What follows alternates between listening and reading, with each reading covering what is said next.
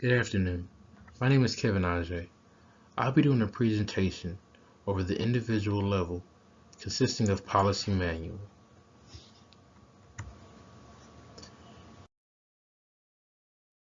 We'll be covering why it's important for a company to have a manual, what your cover page should look like, table of content, what information you will want, the appendix, information confirmation, and possible collaboration with other departments.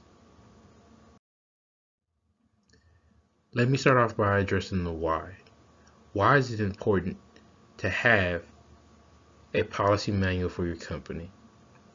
For individuals who are searching for a job, the common question during the interview process is, what would be the first thing you would do if you were hired? While this question may sound easy on the surface, this question may be crucial to success within an organization. One of the things that every organization has are sets of rules. These rules are often placed in a policy manual, better known as an employee handbook. This gives an individual who was just hired an opportunity to understand some of the inner working of an organization and its functionality.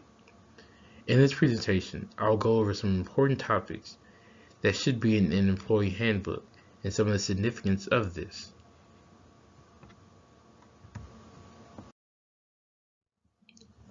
Some of the strengths of having a policy manual is you provide an opportunity for the company to lay out the rules and regulation. You also give new hires the chance to see what the company's mission may be. You also are allowing for the opportunity for different departments to collaborate with one another to create a policy manual that reflects both of these departments. This policy manual also has the ability to cover a wide aspect of different things within the company, from vacations to forms of harassment to how to report forms of harassment to different guidelines within the company. While we can address the strength, we must also acknowledge some of the weakness that may come. This manual may be outdated. If it's a manual that's been worked on previously, if no one has took the time to look at it and update it, information on there may not be pertaining to what the company may be doing today. While this manual is good, it is also created by individuals. These individuals may have their own form of objectives that they're trying to get across that may not be completely in line with what the company's goals and missions are. An also very common issue with a lot of policy manuals and employee handbook is this is often viewed during the onboarding process. So while someone has been with the company for years, they're not often going back to this employee handbook and reviewing it, which means that as the book is being updated, employees may not be fully aware of what new things may be arising.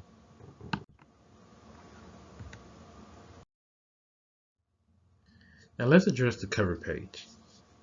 The cover page is going to be the first thing that you see in this employee handbook. This cover page should be exciting, inviting, which makes somebody want to pick up the book and look through the information that's in it. The employee handbook should be direct and represent what the company is doing. The cover page has the ability to provide that all off the look itself in the design. You also want to be mindful of the phrases that you use on your cover page. As you can see from the cover page I've provided, it's fairly direct. It's simply just addressing the graduate assistance manual for the semester in which we will be addressing. The table of contents. This lays out everything that's going to be in the book. You want to have chapters so that individuals can easily and quickly turn the pages and find information that they may be looking for immediately. You also want to make sure that the subpoints are in line with what the chapters have. This is important so when someone has a question about whether it's dress code, appointment cancellations, termination, they're able to find it.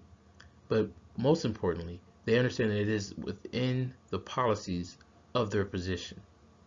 You always want to make sure that the subpoints you have are in line with what you're doing. This is your company's way of introducing themselves to the new hire. Now,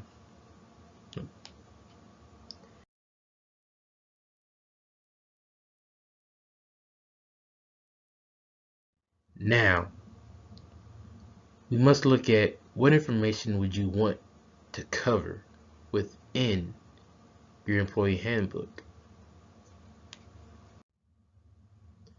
You may want to cover the company's mission so that they're aware of what's going on in the company and what to do,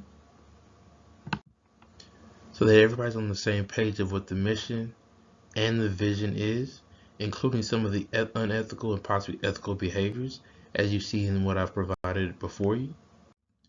You also may want to have forms on there, forms that you may be using in the company if people are meeting with other individuals or they're tasked with being advisors, or depending on what the position is, there may be additional forms that you want them to have access to. You want to show them how to lay out the forms, how the forms should be put together, what the forms should look like, and what maybe the meanings of these forms should consist of.